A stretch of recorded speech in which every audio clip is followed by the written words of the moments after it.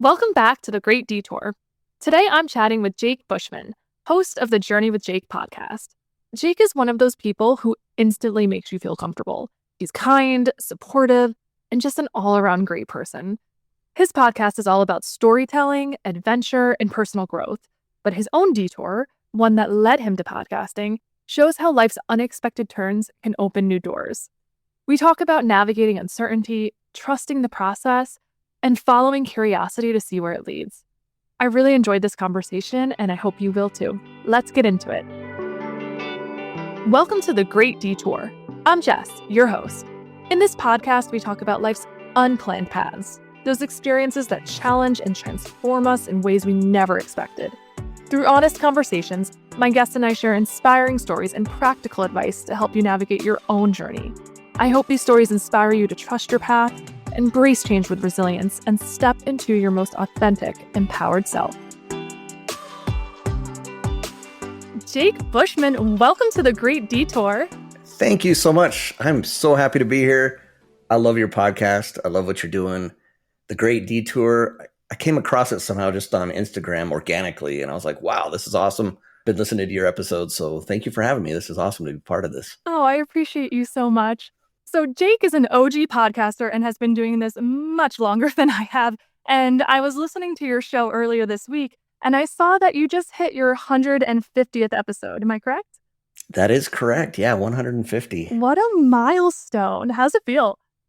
It feels awesome. It feels really good. I remember, only having, less than 10, and you can't imagine getting to that point.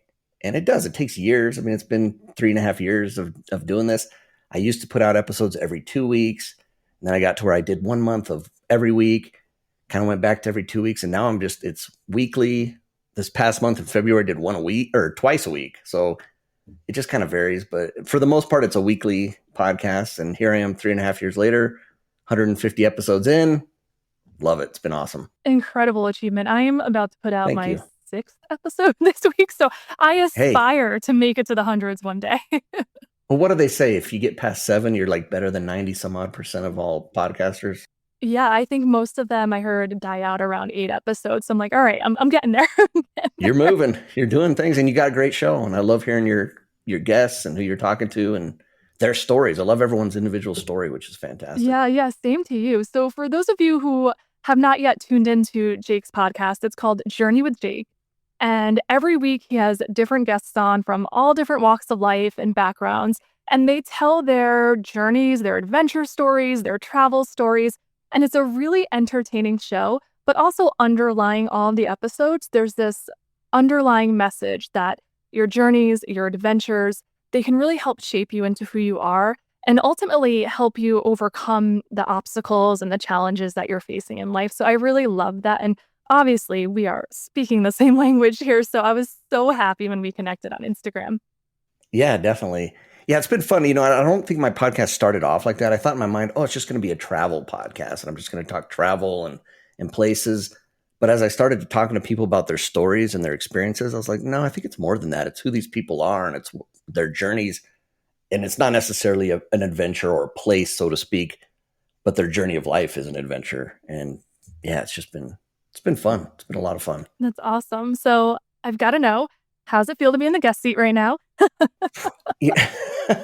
I'm always more nervous in the guest seat than I am as the host. I feel like, I don't know what it is. I like to listen. So I feel like I'm spitting things out. I'm like, is this coming out okay? Does this sound all right? So I'm a little more nervous in the guest seat, to be honest. So luckily I've got you as a host. You're making me feel comfortable. So well, you're making me feel comfortable. I'm interviewing somebody who's done 150 episodes. So we're in this together. But I think it is the perfect time for you to be a guest because in addition to being a podcast host, you just added published author to your resume with your chapter in Sacred Spaces, Volume 3. Congratulations. Yeah, I never would have imagined that ever happening. And I know it's just a chapter, but I'm with, a bunch of other great authors. But the fact that my name is on something and I got it back there behind me and I look back there and I see my name on that. I'm like, wow.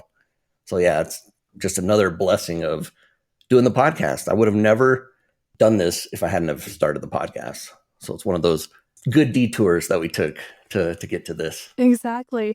And shout out to Colleen Avis for creating this series. It is such a cool concept. So the book is basically, well, the series, this is volume 3, is every chapter is written by a different person, and they're giving their own personal insights into subtle shifts you can make to create, and as she coined it, sacred space in your life for growth, for more fulfillment, for more joy. So it's really incredible to get all these different perspectives on how to just live a more expansive life. And Jake penned chapter 8 in here, where he talks about his own journey, or shall I say, detour. So that's what I really wanted to kick things off with today, Jake, is take us back to right before you embarked on that detour. What was going on in your life? What did things look like? Sure. Well, we'll kind of go back a little ways then. And before I get into all of that, though, speaking of detours, I know everyone detours is a little different. Everything looks a little different. And in some cases, you may sit back and look at someone and say, oh man, their detour is intense and it's heavy. And for others, maybe it doesn't seem so much, but each person's own individual detour is significant to them and it means something to them and it helps them grow. And so that's what it was for me. I look back, I don't feel like I have the craziest detour or anything like that. A lot of people went through what I went through, but it meant something to me and it did something for me. And so that's kind of where I kind of start with that. But really, it started with going through kind of the motions of what I'm supposed to do. And I know you've talked about that with your life, like get married by the time you're whatever age and get a job and that sort of thing. That's what I did. And now I got married young. We have 4 kids. We had kids young, the whole bit. I got a job, went to college, did that whole deal. And I thought I kind of had made it. I got, a job. I remember getting promoted. And just so everyone knows, I'm in the live events industry, trade shows, conventions is kind of what I work in. And I remember just one point getting a position, account manager position. And I thought, I did it. I made it. This is what, I was shooting for the whole time. But I wasn't super content. I wasn't super happy with that. I didn't feel like it was everything I thought it would be. And I thought, is there more to this? What else is there? And I think that was the start of it, was when I told myself I made it. And I was like, no, there's more out there. There's more for you. And for me, it was kind of a forced situation.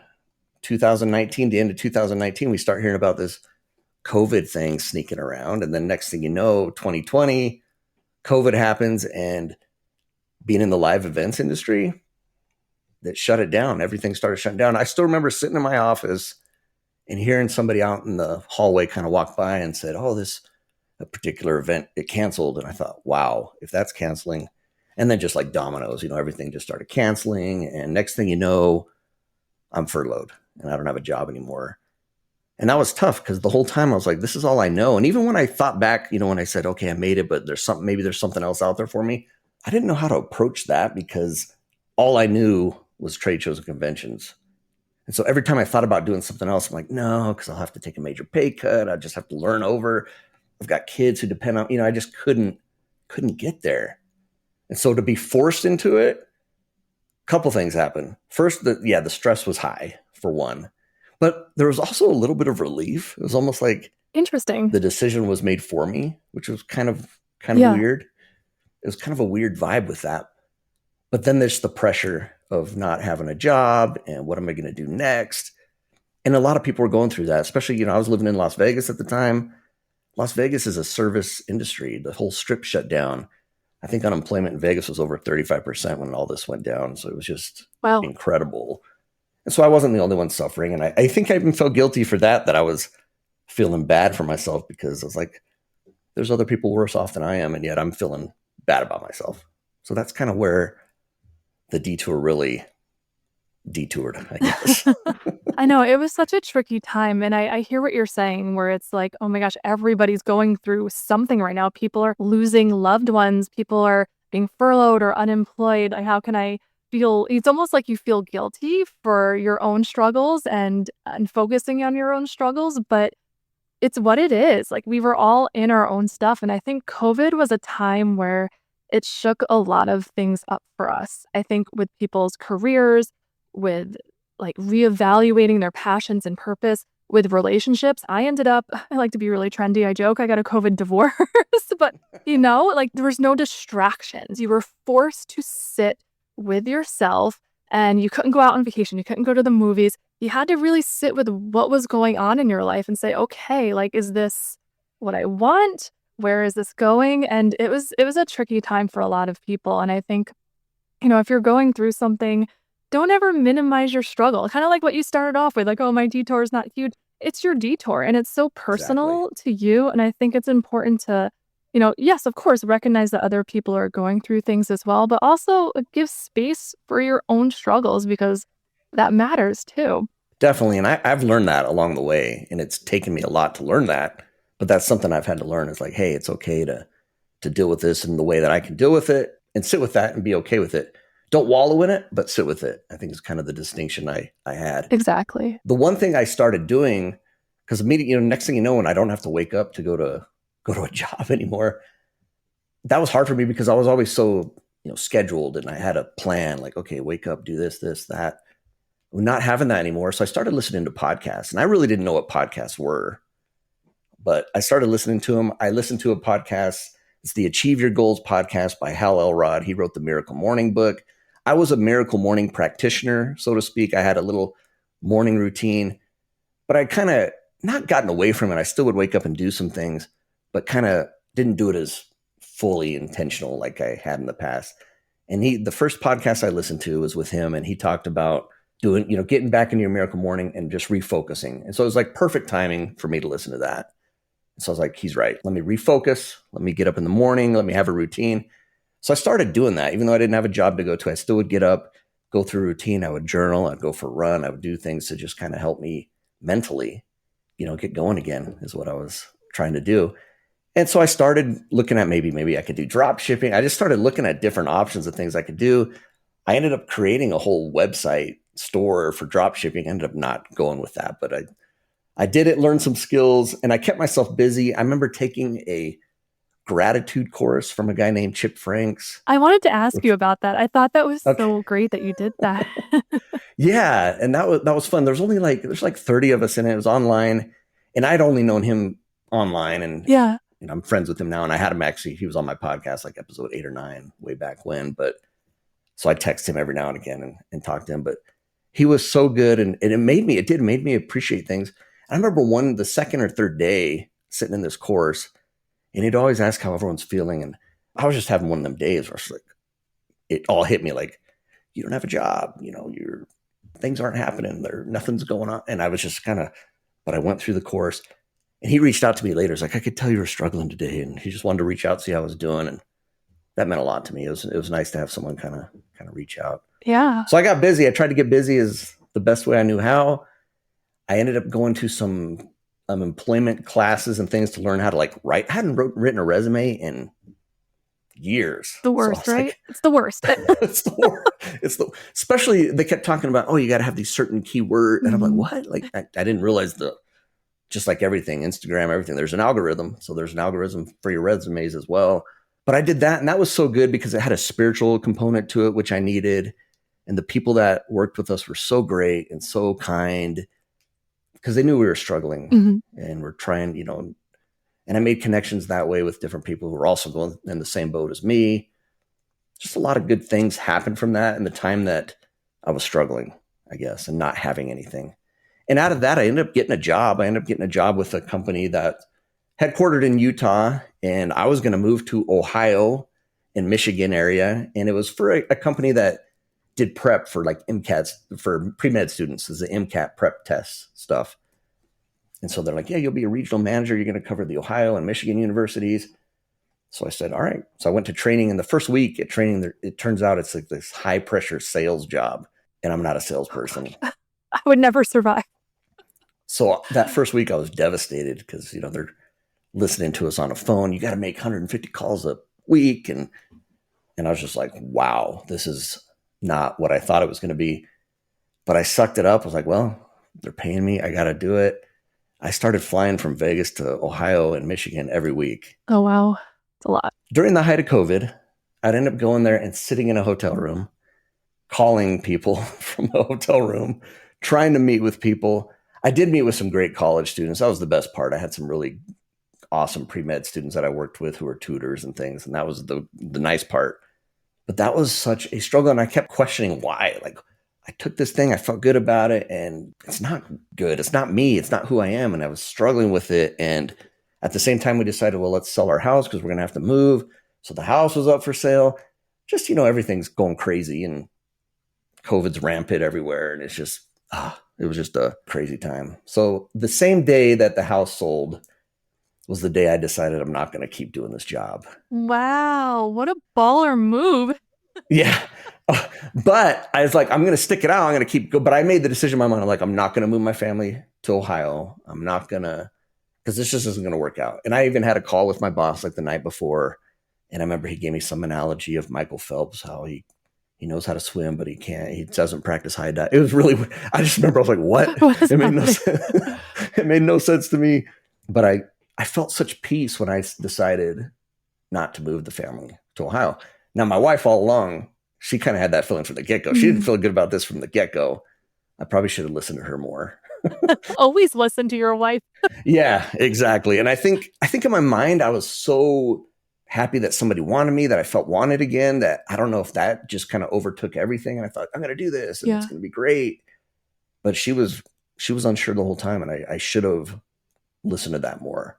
But I love that you listen to your gut because it's so hard to hear it. So I'm really big on intuition and trusting your gut. Mm-hmm. And when there's so much external noise, the pressure of needing employment and I got to get back out there and jobs are scarce because of COVID, like that can really cloud your vision. But inside you had that calling that was saying, hey, no, this isn't it. Like this isn't the right move for me or my family. And sometimes it's really hard to A, hear it, but also B, act on it. So were you scared when you said, I know you said you felt relief, but was there a moment of like, holy crap, what did I just do?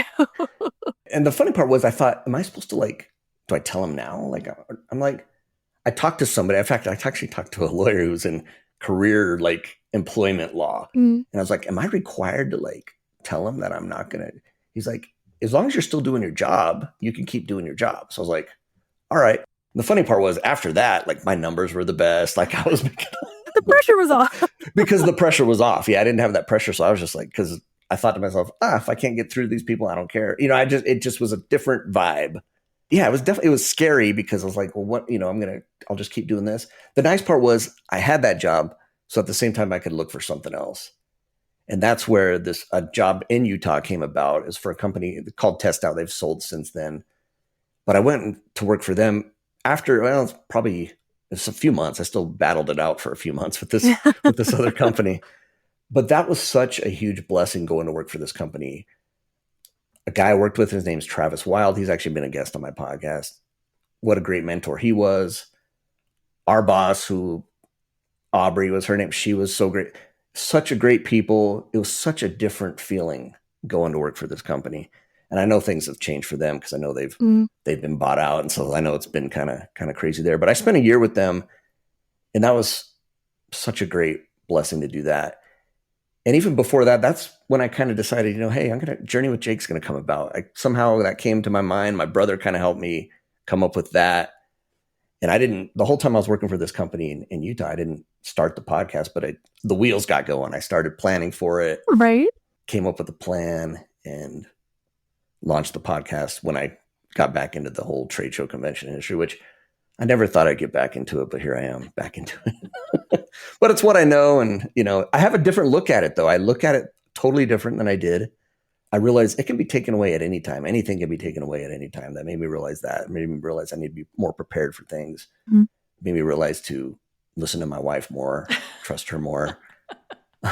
And then the spiritual side. I'm a big believer in prayer, that sort of thing. And I just, that drew me closer to God in that way, things like that. And here I am, so. I love the journey though, because it's not always linear. You think, I always used to have this mentality, especially when it came to applying to jobs, like my next job was going to be the it job and I'm going to do that forever. But there are stepping stones in everybody's career journey, relationship journeys sometimes. And, sometimes you just got to take whatever that right next step is in front of you. And it might not be your forever, but that step can be a launching pad to whatever it is that you're meant to go to. And I feel like you trusting your gut, saying no to that other one, and then saying, okay, I'm going to go take this path. It led you to where you are now. And then it also led you to podcasting, which I love. I was smiling so much earlier when you were talking about how during COVID, and you wrote about it in your chapter too, during COVID, you weren't really a podcast listener before, but suddenly you became one. It was the same thing for me. I never really listened to them, and I'm not sure what inside of me was like, go check out podcasts. But at the time, I was struggling in my marriage, and I don't know what made me look for podcasts on heartbreak, but I did. And I found one, and I don't know that she's still putting out episodes, but it was called Thank You Heartbreak. And this woman, Chelsea Lee Truscott's her name, and she offered this really, at the time, for me, it was a groundbreaking perspective on heartbreak, where for me, I was like, this is terrible. I hate everything about this. But she reframed it and was like, no, heartbreak can actually be this catalyst for incredible growth. And it can break you open, but it can also allow you to kind of rebuild in this new way. And it shifted my mindset in such a powerful way. And I think after that, I was kind of hooked. I just wanted to see what else was out there. And it's interesting to hear other people's perspectives, right? It really like changes your own outlook on life. Oh, for sure. And you talked about, sitting in it, being in it. Mm. It's so hard when you're going through those difficulties, when you're in the middle of it and feeling terrible. It's so hard to think, how's this going to help? I remember, my dad saying when it first happened, he's like, I think something's good's going to come out of this for you. And you don't want to hear that at the time because you're just like, how? How's this going to work? This is horrible. Yeah. And I kind of told a little bit about this story in the book, but the day that I kind of climbed up this mountain and had this moment where I kind of broke down. I love that, by the way, that you admitted crying, because I feel like a lot of men don't like to admit that. I think Yeah, it's so important. Like, you guys need to cry it out sometimes too. absolutely. And I'm glad I did because it felt like some relief. But earlier that day, we had drove to this place called China Date Ranch, which is a date farm for dates. And of course, it's, COVID heavy time. So everything's kind of, the little store was like, you could go up to it and order like a date milkshake or something. And that was about, but we went out there as a family and we were filming things, we are shooting video and or just kind of messing around. And on the way back on that drive, it just, this wave of huge, like depression, heavy, like just hit me as I'm driving. When you're driving too, you can't really, you're just there in your thoughts, you got family with you or whatever, but it was just like, it hit me. So that's when I got home. That's when I went over to that park and I climbed up on, it's got a little overlook. It kind of overlooks the city and there's other people out walking because it's COVID. That's all we could do is like go outside and walk around parks. That's what it seemed like everyone was doing. Yeah. And then it just hit me again. And that's where I kind of just got off to the side, sat on a rock and said a prayer and then started crying. And I don't know if anyone saw me, but they're probably like, what's the matter with this guy? He's going through it. He's going through it for sure. But did anything come of that at that moment? No, but it did feel like some relief because it feels like an actual feeling when you're feeling that. It is. And it's tough. And I don't envy anybody who kind of goes through that daily, and people have depression and struggle. And what's that led me to? Yeah, it's led me to get some therapy even. I've done that, and that's been a blessing. Yeah. So I'm not afraid to admit that. I think, not that I ever thought it was bad that people did that or anything like that, but I just always thought, oh, I don't need it. I just always thought, no, I think everybody needs it one way or another. So I completely agree. I'm such a huge advocate for it. I've been going for years, and it's helped me through the things I've been going through, but now I feel like it really just prepares me for whatever things are going to get thrown my way, because there's no shortage. I know, like, I've had some major detours, but I'm not naive enough to think that there's not more on the way.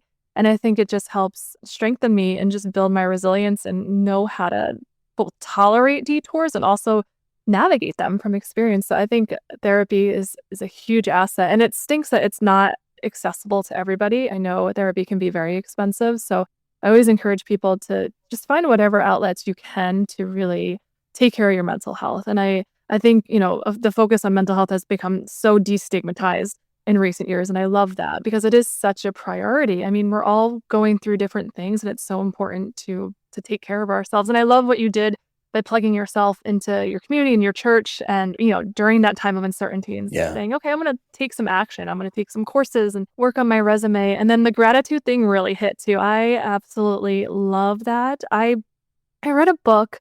What was it called? It was called The Magic. It was by the writers of The Secret. To be honest, it wasn't completely my favorite book, but the concept behind it was this 28 days of gratitude practices. So every day you had to do this different exercise. And, after about 28 days, you develop the habit.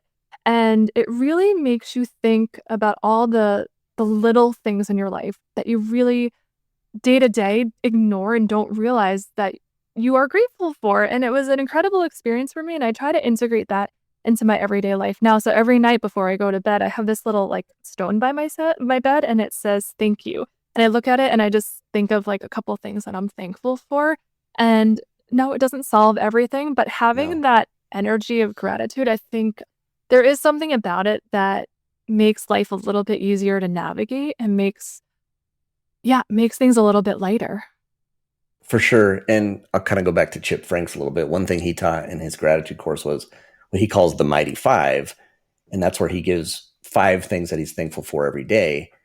One of them is something, pretty intense, something that's, big, kind of a big thing.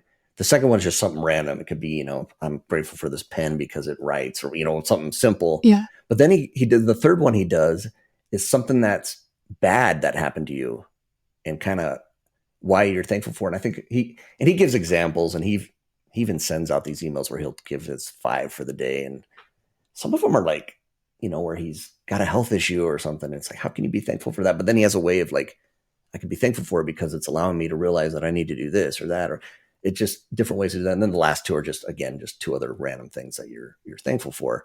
But that made me appreciate that too. The fact that, okay, something not good is happening. How can I be thankful for that? And why can I be thankful for that? So yeah, things aren't going my way. I'm in this job that I do not like, that I'm not a salesman. I can't, it's hard to do these calls. I'm grateful for it because it's made me realize, that, yeah, this isn't for me, and this isn't what I'm, or different reasons like that, and that's been huge for me. I wanted to ask you, Yeah. and maybe you've said this in some of your other episodes or whatever, but when you're in the middle of it, and I know you went through a tough divorce and things like that. When you're in the middle of it and you can't see your way out, what do you do to get yourself out of it? If you don't mind me asking. Yeah. I mean, I certainly have my days where I'm just like, this sucks. Like I'm over it. But for me, I don't know why, but I am inherently a positive and hopeful person. It's just my baseline. It's the way I'm wired. It annoys some people too. A couple of my girlfriends, sometimes I like trying to give them encouragement and they're like, can you just let me vent? So I'm like, okay, I'm sorry. So I've learned over the years, you need to hold space for people when they're going through tough stuff. But for me, as far as how I get through things, therapy is a huge one. Movement is another big one, like just moving my body, even if I don't want to. So when I first got divorced, I ran so much that I gave myself plantar fasciitis. I ran so much, but it was like the only time where I could get outside and just I can just put in my favorite tunes and I wasn't lost in my thoughts and it just kind of cleared space for me. And yeah, trying to reshift my focus from the things that are really bringing me down, kind of like the gratitude practice, like changing my focus to things that are more positive and uplifting. And somehow those little glimmers of light always kind of pull me out of that funk. And sometimes it takes more time than others. But there is also the aspect of just acknowledging it too, that this period, this chapter is here and I don't like it.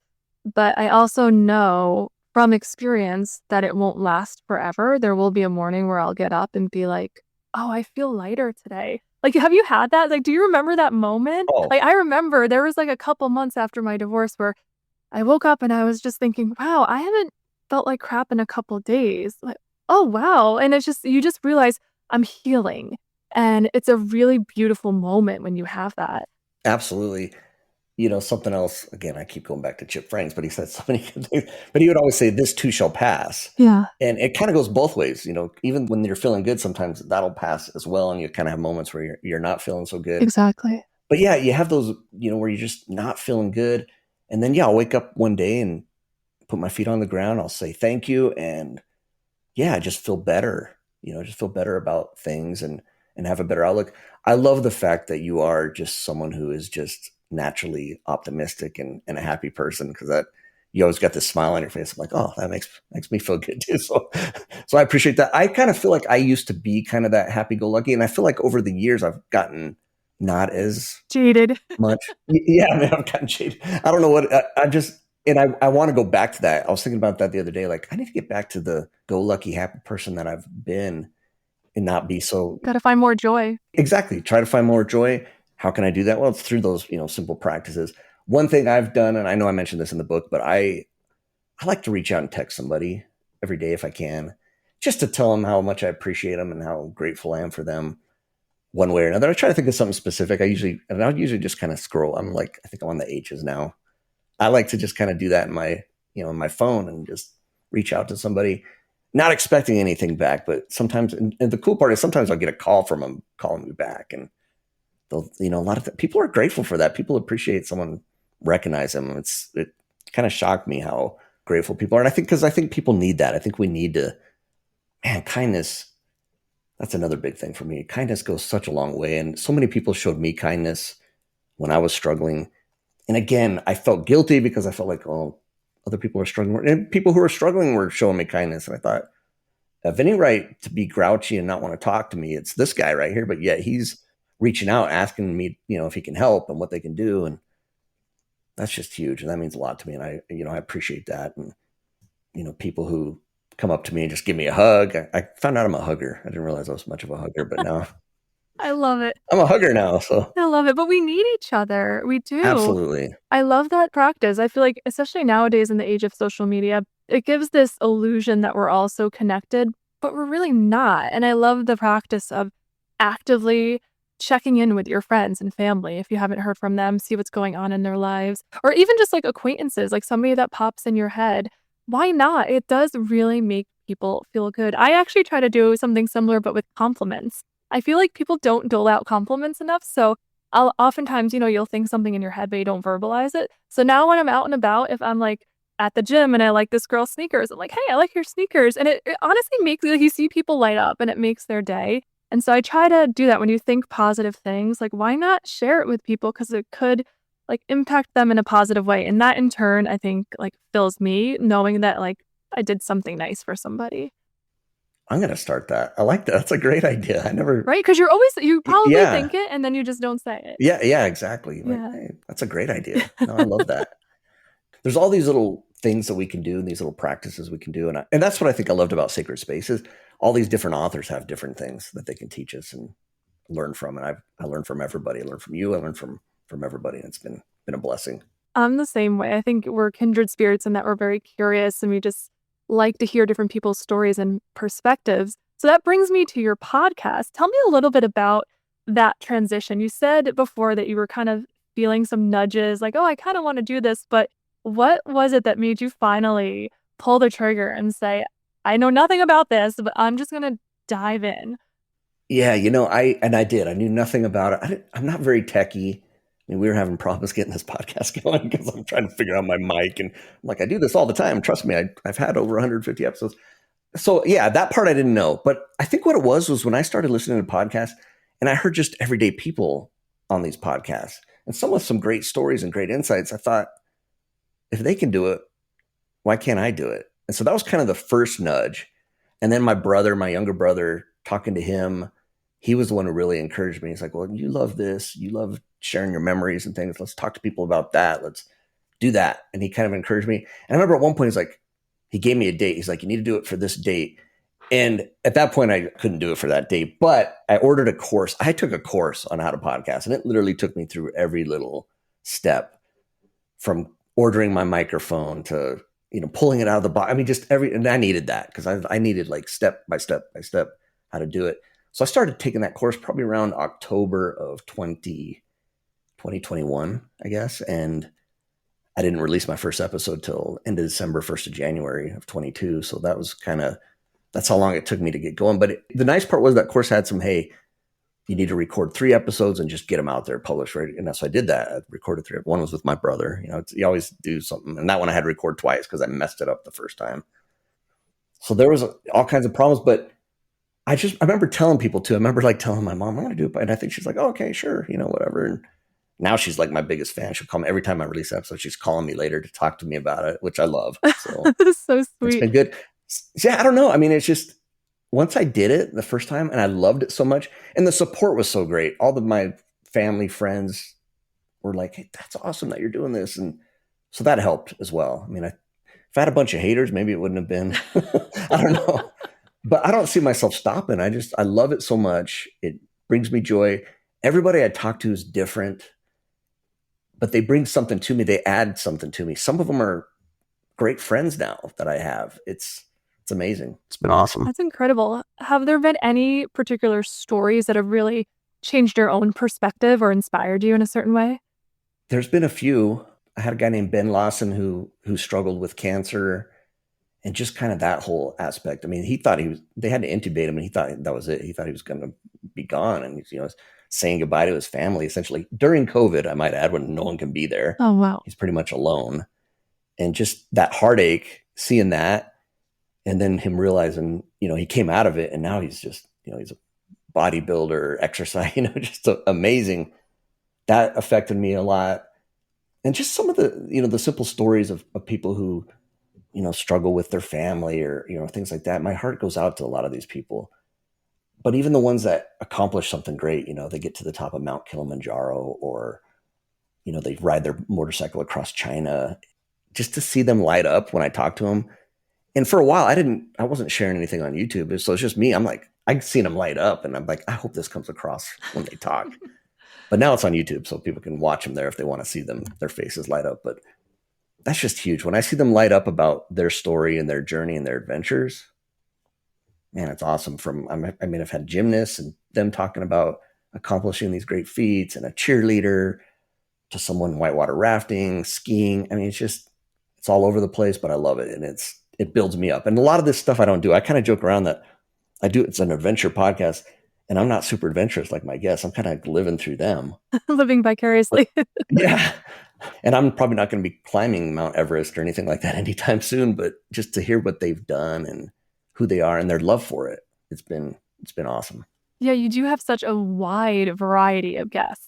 Like some Yeah. crazy adventures, but then also you had Colleen Avis on talking about her journey. So it's the whole spectrum of it. So I love all the diversity and how inclusive it is. Yeah.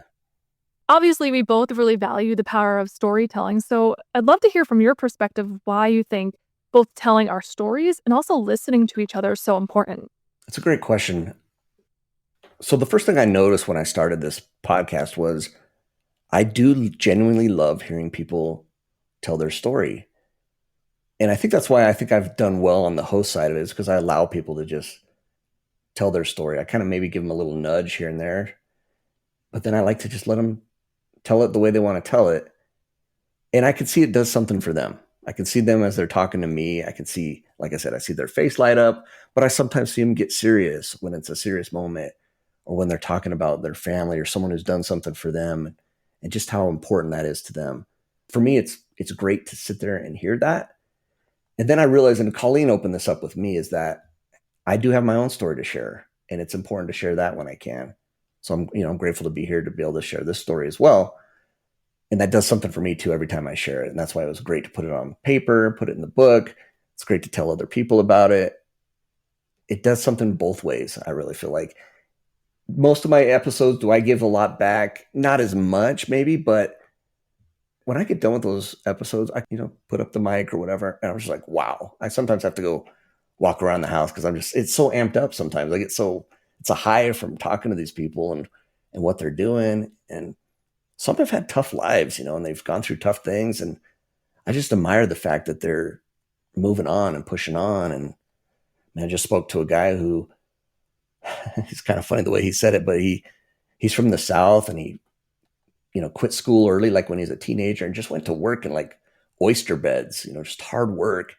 And he joked that he can't read worth a dang, but but he still went and got a degree and he's piloting boats on the Mississippi River. And I just love seeing that. I love hearing people. And when they tell their story, just seeing them light up and express that has just been huge for me. It's absolutely a beautiful thing. And I love that you're sharing your story. And I know when we first talked, when we first met, you were like, are you going to share your story more? So that's something I'm taking back as homework. I'm working on some solo episodes. I actually have one coming out this week, but I want to tell my story a little bit more. It's harder. It's a little easier to interview people, but just to be solo on a mic and tell your own story. But I love what you were just saying. And I think, yeah, it goes both ways. It's like you're inspired, but then so many other people are inspired by these stories. And then you feel less alone at the same time. And I think that's why I got into podcasting, because I want to make people feel less alone, because when I was going through my stuff and listening to podcasts, it really helped me feel less alone. I was just like, okay, I'm not the only one who's going through heartbreak. And there was just something quite comforting about it. So I think it's a beautiful art form. I used to journal a lot when I was younger, but now it's kind of transitioned to audio. It's a really beautiful, interesting space. I love that you said that. I hadn't thought of that like that before, but you're right. It is the way we share these things. And I remember, yeah, when I was struggling and listening to these podcasts, I felt like I knew these people. I felt like You do. Chip had a podcast too. He didn't have many episodes, but listening to him talk, it was like, I loved hearing his voice and felt like I was there with him. And he talked to me on the podcast as if I was there with him, like he was talking to everybody, but it was like he made you feel important. And a lot of podcasts do that. And I hope people feel like that when they listen to my show. I hope they feel like that when they listen to your show. Your show does that for me. Oh, thank And we're both in this, this I guess we'd call it an industry. We're both in this you. Yes. industry of podcasting. And it's been big and it's connected us, which I think is awesome. And, I love when I come across a great show like yours that I'm like, oh, this is awesome. This is like the kind of stuff I love. So it's been great. I appreciate you. So, Jake, what is next? Any adventures or anything on your bucket list? Anything you're excited about for the coming year or with the podcast? Well, the podcast is going to keep rolling for sure. Like I said, I don't see myself stopping that anytime soon. God bless. It's a Yeah. lot. It's a lot. I'm quickly It, you learning. know, it is, and yeah, you're going to get so much faster at it, but it never goes away. Yeah. So that's for sure. But yeah, it's a challenge at times, and I've got my day job. I'm producing trade shows and conventions and all that. Sometimes I'm out of town, so you kind of have to time everything out. I don't see the podcast stopping anytime soon. What we're going to do with it moving forward, I don't know. It's tough to say. I mean, I kind of want to maybe do a solo episode or two every now and again, just so people get to know me a little bit better. Yeah. I try to throw some stuff on Instagram, like on stories, but I don't think that comes across super good. So I think I might just do some little, even if they're short little 10-minute snippets or something of just, hey, A little it's about espresso Jake shot. today. And yeah, a little espresso. Maybe that's what we'll call it. Yeah, just something like that. I definitely want to do that. As far as big adventures, things like that. It's funny. I don't really have anything in the books, but I've never been to Europe. I want to go to Europe. I want to go to some places. I talk to some of these people. I'm like, I want to go. I mean, I just had someone on who was talking about Papua New Guinea and Madagascar, and I'm like, Man, that's wow, exciting. like let me go. So I do want to get out there and travel a little bit and see some things for Absolutely. myself. It's good for the soul. I'm such a huge travel fan. When I got divorced, I took a solo trip to Croatia and met one of my best friends. And it's so life giving in so many ways. So I love hearing the stories that you share in your podcast. But I'm the same. I have nothing on the books yet. And I'm like, oh my gosh, I need to get something to look forward to. So that's both of our homework for today. We got to book something. Yeah, definitely. Absolutely. Awesome. Awesome. Well, I want to close with one final question for you. We talked a lot about your detour and everything you went through and your time of uncertainty. So, for anybody who's listening and might be in their own time of uncertainty, not sure where to go next, feel a little bit stuck, do you have any thoughts or advice you'd like to give them right now? Yeah, I think like we kind of talked about some of this already, but it's okay to be in it a little bit and to feel it. And if you gotta cry, you gotta cry. And it's okay to call and talk to people. I got so big at that. I was calling people I hadn't talked to in years just to hear their voice, and that brought me comfort and peace. And I didn't necessarily call them up and just start, oh, here's what's going on. Sometimes just asking them about them, and that's all I needed. I just needed to talk to somebody. So I think reach out for help if you need help. There's nothing wrong with it. I think that's the thing. I think sometimes we feel like we're in this alone. We're not. And maybe, reaching out for help could mean, putting in a podcast and listening to something that's, going to motivate you and uplift you. Maybe it's sitting down and watching a ball game that helps you feel better. Sometimes you got to just do that. You got to just take a moment and be like, you know what? Time out. For me, maybe it's stepping outside and I get to stare at these beautiful mountains. Let me just do that for 5 minutes. Take a deep breath, come back in. And I know when you're in it, it's tough. Again, it's so tough when you're in it. My heart goes out to anybody who's struggling with that when you're in the middle of it, trying to figure it out. But the simple things like you said, movement, I think is another one. Just a little bit of movement, will help. There's a lot of things you can do, and again, it's a detour, but it's going to do something for you. It's going to open up for something else, and you just got to hold on for that. I love it. Such great advice. And yeah, it's just like pursuing whatever it is that makes you feel better in those moments and just emphasizing what you said about you're not alone. You are not alone. So reach out, whether it's a text or listening to a podcast, whatever it is that makes you feel connected, I think is so, so important. So thank you for reminding us of that. Absolutely. So Jake, for those who want to learn more about you and Journey with Jake or Sacred Spaces, where can they find out more information? Yeah, definitely. JourneyWithJake.net is the website if they want to go there. I'm on Instagram at Journey with Jake Podcast. I usually put out a reel every day of either a past episode or an episode coming up. So that's a great way to kind of see what they're about and get a little snippet of what's going on the show. So Journey with Jake Podcast. And then Journey with Jake Podcast on YouTube as well if you want to check it out there. Some people prefer to watch. I still can't sit down and watch an episode. I'm more of because I like to be moving around doing things, commuting, like you were saying earlier. Commuting is a good way to do it. So those are the best ways to get a hold of me. And, send me a note on Instagram at Journey with Jake Podcast, or even Jake at JourneyWithJake.net is my email. So I'd love to say hi. Awesome. Well, Jake, thank you so much for sitting in the guest seat with me today. I really enjoyed our conversation, and I just really appreciate your perspective on, what it's like to lean into uncertainty and to lean into those unexpected times. And I find it so encouraging that your detour led you to something that not only that do you love it, but you're really good at it too. And I wish you nothing but the best with Journey with Jake, and I can't wait to see where it continues to go.